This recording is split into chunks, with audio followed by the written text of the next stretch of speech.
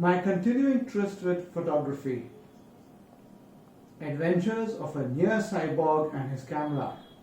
Hi everyone, I'm going to be talking about my photographs and my continuing adventures with them.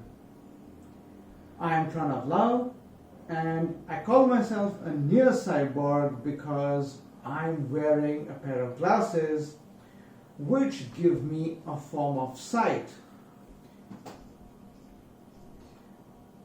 So look at this photograph. It's of a volcano on the island of Mauritius.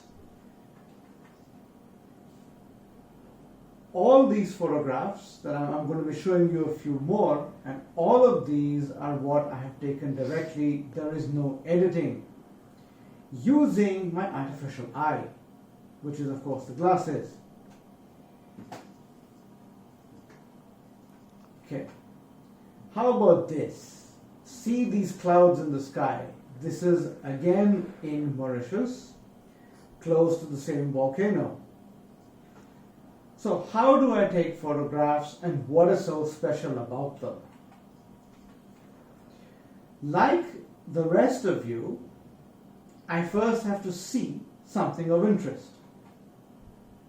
I then aim the camera, frame my shot, which in my case means adjusting to see how much of the foreground do I want and how much of the background do I want, and I click.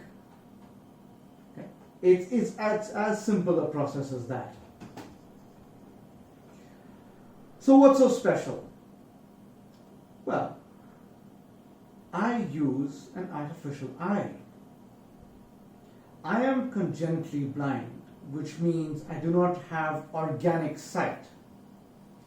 However, my eye, which is contained in this pair of glasses, which are essentially a computer running Android, takes live camera views and converts them to a defined set of sounds.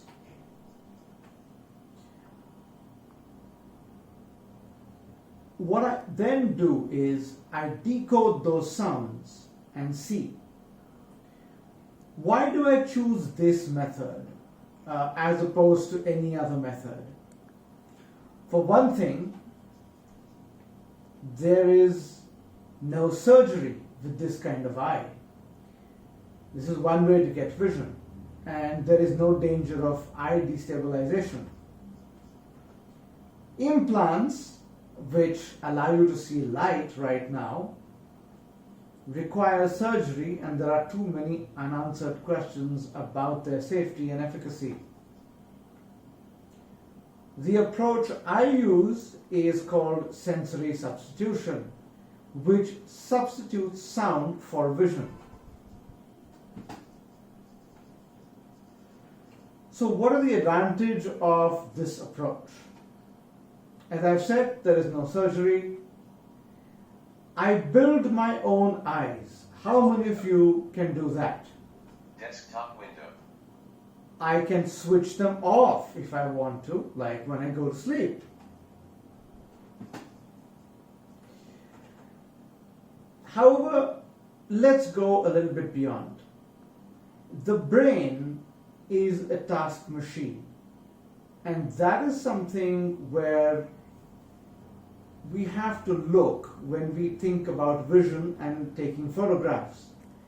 Because vision, contrary to popular belief, happens in the brain. The eyes only provide input to the brain. Now, in our case, or rather in my case, what happens is that I have my eye running on the glasses.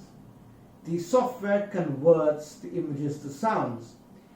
These sounds, when they are heard by the ears, are translated into electrical impulses which stimulate neurons in the brain. Neurons being the nerve cells. What then happens is that these neurons are the same neurons that are used when light stimulates the retina through the eye. The brain doesn't really care from where it's getting visual input. So it says, hey, I'm getting visual input. Let me use my specialized neurons that are dedicated to vision. And that's how the visual cortex gets re-recruited for vision. And that's why this whole process of re-recruiting of the visual cortex is called neural plasticity. Plasticity because you are adjusting the function of the brain or function of the brain cells from whatever tasks they were doing to their original function of vision. Okay. So I've been talking about the software. It's called the Voice. It's been created by a Dutch physicist, Dr. Peter Bielmeijer. It is a generic solution for vision. Some of you may have seen programs like graphing calculators, which encode graphs into specific sounds. The Voice is a generic solution. You don't want an eye, for example, that's only good for reading graphs.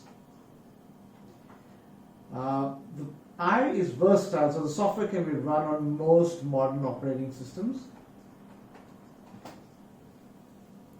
Okay. So remember earlier I talked about defined sounds and decoding vision. Now I just have to keep 3 rules in mind when I'm looking at my landscapes to photograph. The panning of the sound tells me where the object is in the horizontal plane.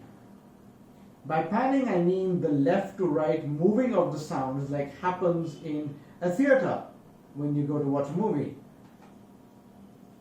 Pitch means height. So the higher the pitch, the higher the object in the frame.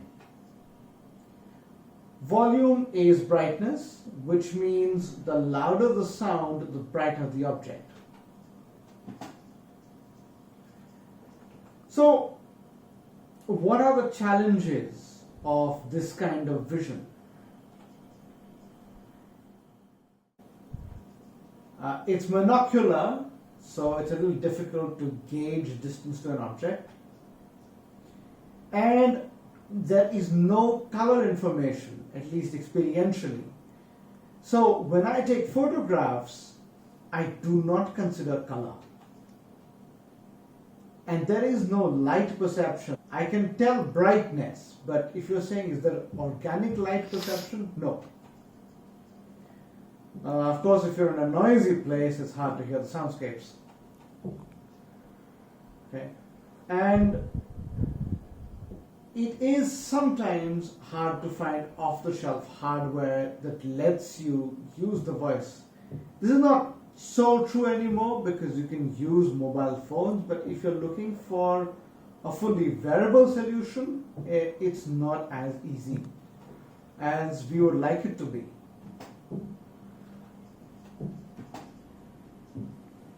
So how do we overcome the challenges? When you're taking a photograph, at least for me, color is not all that crucial because I use light and shadows instead of color to do framing. I use clues in the scene, such as changing of the occlusion of the foreground object, which is why if I have to frame a shot, I do a lot of moving. I can increase the speed of the soundscapes. So some more photographs, and these are from a holiday I took in Sri Lanka before COVID came on the scene. It's the wall of a fort at Gaul. It's a structure that I took. What attracted me here was the different patterns on the wall, which you'll be able to see. Okay. We were at a restaurant in Sri Lanka, and here are the waves. The fun part is I can see the waves moving without me moving, and it's a lot of fun to actually watch those waves. The sounds are very hypnotic.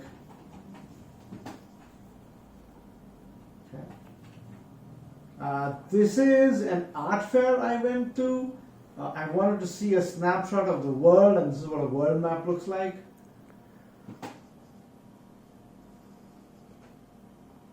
The Taj Mahal, one of the 7 wonders of the world. It's a whole wall of them, which makes for very interesting structures because I can also pick out the individual items as well as see how they combine, to form that wall. Okay. And here are some flowers for variety. Nature has a lot of shape, which is another reason for me to do landscapes and plants. These are marigolds. Okay. And for some man-made structures, these are arches at Fatehpur Sikri, which is a monument in India left over from the Mughal times.